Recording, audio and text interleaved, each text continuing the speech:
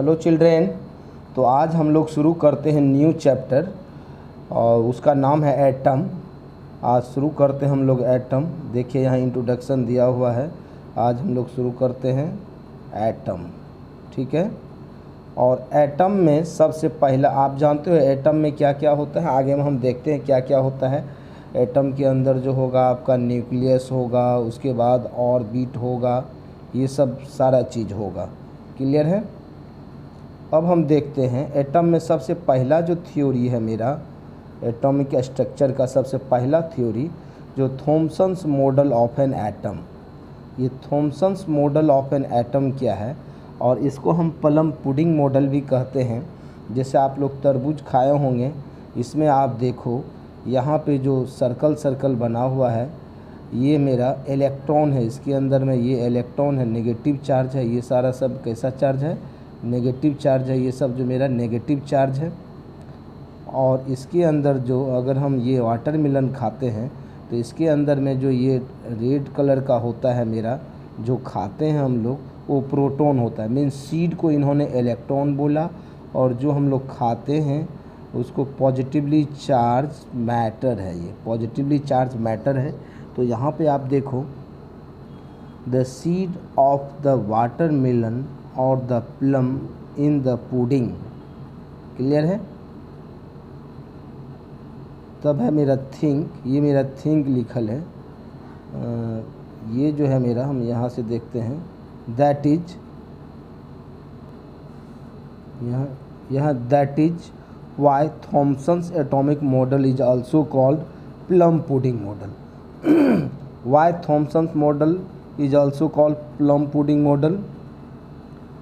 Because the seed is embedded inside the plum and seed known as electron। seed को इन्होंने electron बोला, और जो रेड कलर का पॉजिटिवली रेड कलर का जो पार्ट हम लोग खाते हैं उसको हम कहते हैं पॉजिटिवली चार्ज पार्टिकल। उन्होंने उसको प्रोटॉन के नाम से जाना, इसीलिए इस मॉडल को Thomson's atomic model is also called plum pudding model.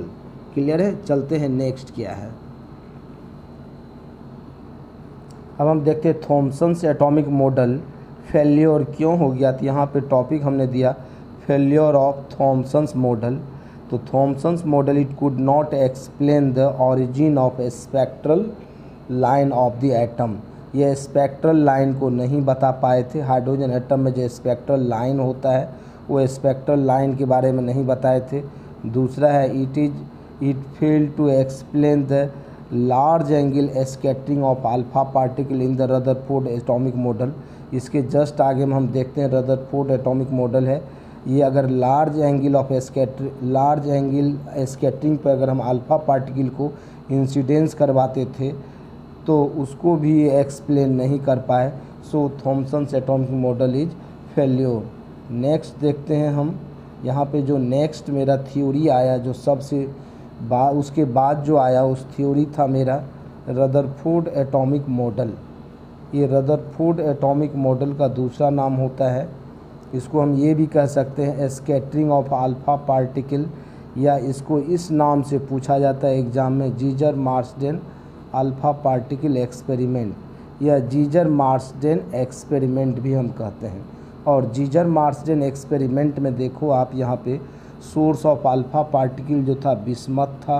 Bismuth का जो मास नंबर होता है यहाँ पे यहाँ लिखा हुआ आपका देखिए बिस्मथ होता है, इसका मास नंबर 214 और ये लिए थे।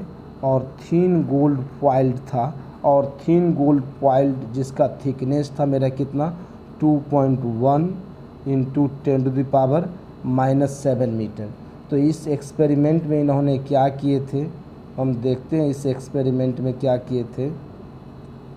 ये जो एक्सपेरिमेंट था तब उसके सेकेंड नंबर का पॉइंट है the alpha particle scatter different direction are observe with the help of rotating detector which consist of a zinc sulphide screen. Zinc sulphide का स्क्रीन था एंड माइक्रोस्कोप ये माइक्रोस्कोप लिखा हुआ है। क्लियर है। Next देखते हैं हम इसका इससे आगे का पॉइंट क्या है मेरा, यहाँ पर देखो आप, यही है इसका एक्सपेरिमेंट वाला डायग्राम। ये एक्सपेरिमेंट वाला डायग्राम जो है यहाँ पे ये बता रहा है, ये मेरा गोल्ड का फॉइल है, ये जो बना हुआ गोल्ड का फॉइल है, ये सोर्स ऑफ अल्फ़ा पार्टिकल है। ये क्या है, source of alpha particle, source of alpha particle था। और यहाँ से जब हम अल्फ़ा पार्टिकल से तो कोई इंसिडेंस करवाते हैं एटम पे, तो आप देखो बहुत सारे अल्फ़ा पार्टिकल पास कर जाता है एटम से अनडिफ्लेक्टेड। जब जब हम यहाँ पे इसके पास आ रहे हैं, यहाँ से जा रहे हैं, तो आप देखो अल्फ़ा पार्टिकल में डिविएशन हो गया। थोड़ा सा और पास जा रहे हैं तो ये अल्फ़ा पार्टिकल थोड़ा और डिविएट हो गया। हम नीचे से देख रहे हैं विदाउट डिफ्लेक्शन पास कर रहा है, ये भी विदाउट डिफ्लेक्शन। जब थोड़ा पास गए तो यहाँ पे क्या हो गया, डिफ्लेक्ट हो गया है, देख रहे हैं। और पास गए तो और सबसे ज़्यादा डिफ्लेक्शन हुआ। जब हम ऐसे जा रहे हैं 20 से, तो अपने ही पाथ पे रिटर्न हो गया। इससे ये पता चला कि अल्फ़ा जो होता है मेरा, अल्फ़ा हीलियम आयन होता है He++, और इस पे पॉजिटिव चार्ज है। और न्यूक्लियस के अंदर में भी लग रहा है कि पॉजिटिव चार्ज ही होगा, ये इसके अंदर में पॉजिटिव चार्ज है, इसीलिए यह अपने पाथ पे रिटर्न हो गया। अब देखिए न्यूक्लियस से कोलाइड नहीं करता, उससे कुछ दूर पहले ही ये अपने पाथ से पे रिटर्न हो जाता है, जो डिस्टेंस को हमने R0 से डिनोट किया है। ठीक है, देखते हैं ये R0 कैसे निकालते हैं। अब हम देखते हैं, ये जो मेरा है डिस्टेंस ऑफ क्लोजेस्ट अप्रोच कहा जाता है, इस R0 का नाम है डिस्टेंस ऑफ क्लोजेस्ट अप्रोच। तो हम यहाँ पे क्या देख रहे हैं क्या, तो ये देख रहे हैं, यहाँ पे देखिए ग्राफ से दिखाए हैं। यहाँ पे जब जब हम क्या करते हैं, जब एंगल ऑफ स्कैटरिंग है मेरा, ये वैल्यू देखिए यहाँ पे लिखा हुआ नंबर ऑफ पार्टिकल स्कैटर्ड, ये है मेरा स्कैटरिंग एंगल। जब मेरा नंबर ऑफ पार्टिकल स्कैटर्ड मेरा ज़्यादा है तो स्कैटरिंग एंगल आप देख रहे हो कम है यहाँ पे। जब जब हम ये इसके वैल्यू को कम करते जा रहे हैं तो स्कैटरिंग एंगल मेरा क्या होते जा रहा है, इंक्रीज करते जा रहा है। इसी के अगर हम जस्ट रिवर्स चलें तो अगर नंबर ये स्कैटरिंग एंगल को अगर हम क्या करते हैं, डिक्रीज करवाते जाते हैं, तो मेरा number of particle scattered increase कर रहा है। क्लियर है। अब यहाँ पे नेक्स्ट हम देखते हैं इसका क्या निकला है। मीन्स यहाँ से ये हमको मिल रहा है कि यहाँ ये आ रहा है मेरे पास कि फर्स्ट नंबर पॉइंट क्या ऑब्जर्व हुआ है, most of the alpha particle passes through the gold foil undeflected. Means most of the alpha particle undeflected, यहाँ पे हम लगा देते हैं passes through gold foil undeflected, यहाँ पे बीच में लगा देते हैं passes undeflected through the gold foil. First क्या था, most of the alpha particle passes undeflected through the gold foil. ठीक है, यहाँ पे पासेज लिखा हुआ ही है, कोई ज़रूरी नहीं था लिखना, passes undeflected through the gold foil. Second point है a few alpha particle 1 out of 8000 get deflected through the 90 degree और मोर एंगल। क्लियर है यहाँ तक। अब नेक्स्ट देखते हैं, नेक्स्ट पॉइंट क्या है, नेक्स्ट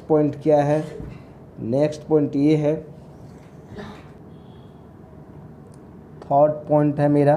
थर्ड पॉइंट देख ले, occasionally an alpha particle gets rebounds from the gold foil suffering a deflection of nearly 180 degree.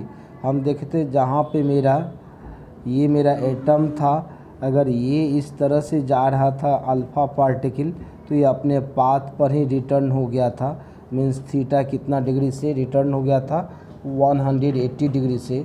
इसका कंक्लूजन क्या निकला है, कंक्लूजन देखते हैं मेरा, सिग्निफिकेंस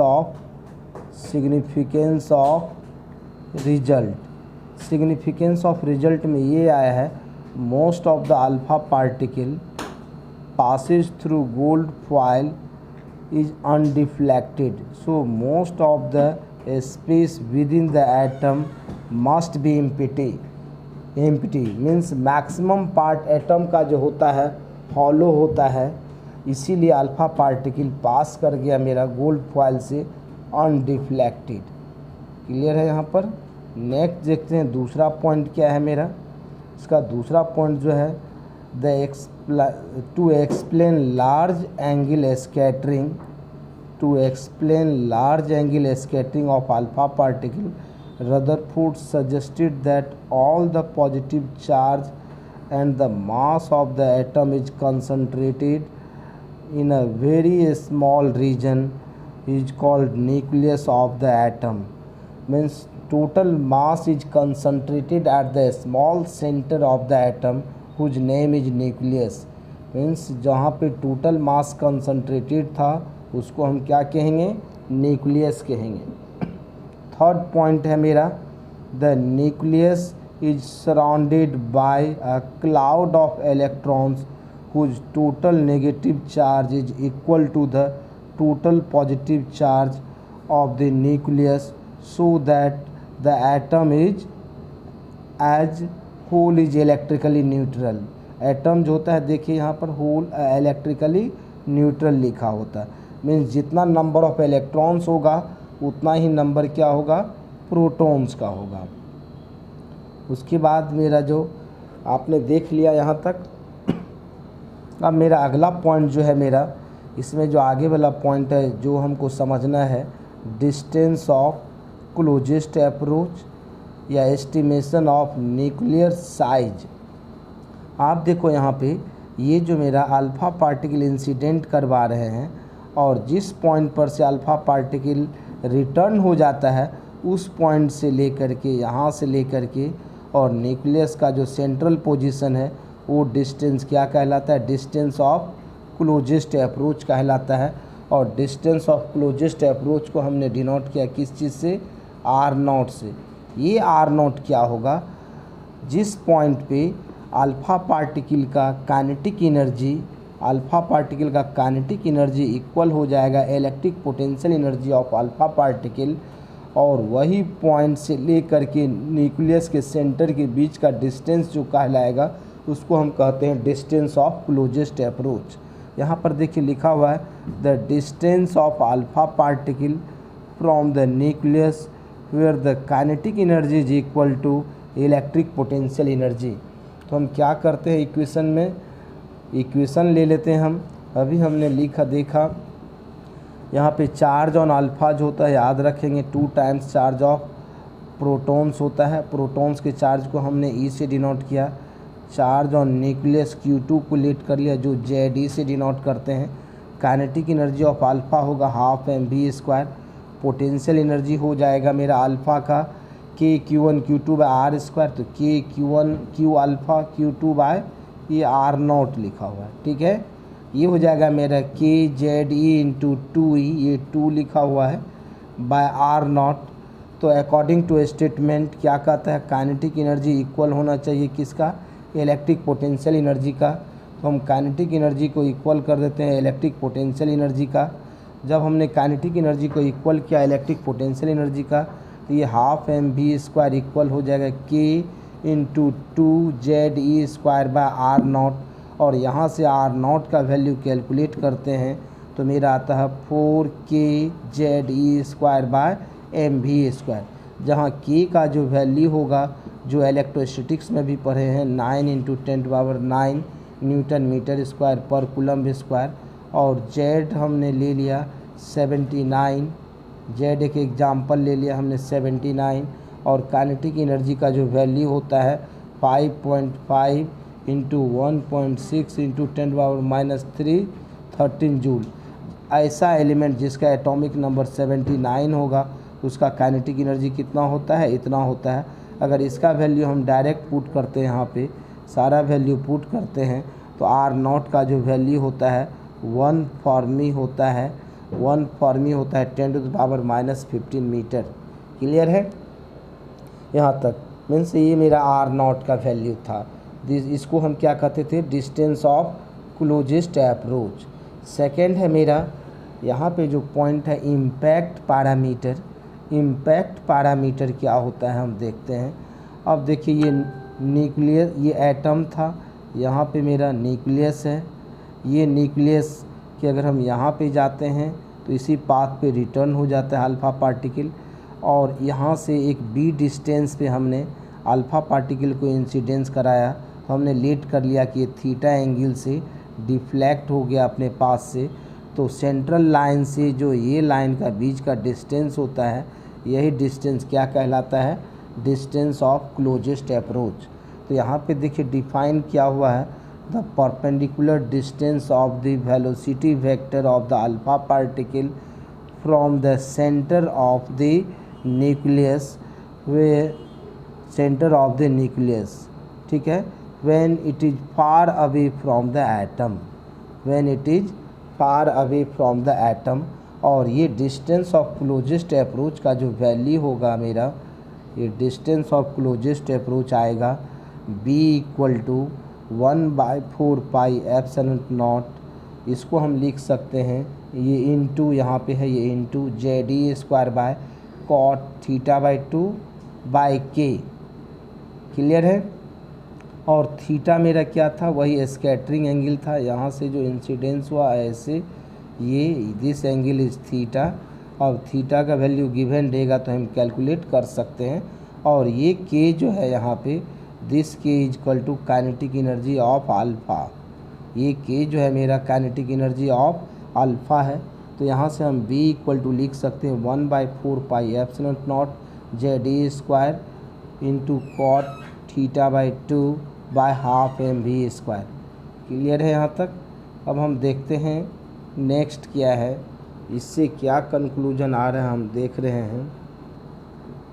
फर्स्ट कंक्लूजन ये आ रहा है, जहाँ डायग्राम यहाँ पर देख लीजिए, यही था मेरा, और ये जो डिस्टेंस इस तरह से था, ये डिफ्लेक्ट हो गया था, और ये एंगल थीटा था, और ये डिस्टेंस ऑफ क्लोजेस्ट अप्रोच था। तो आप देखिए फॉर लार्ज इम्पैक्ट पैरामीटर, अगर ये इम्पैक्ट पैरामीटर का वैल्यू लार्ज होगा, मैंने इसको और दूर ले जाएं या पास से ले जाएं, या देखिए इस डायग्राम को हम देखते हैं इस तरह से।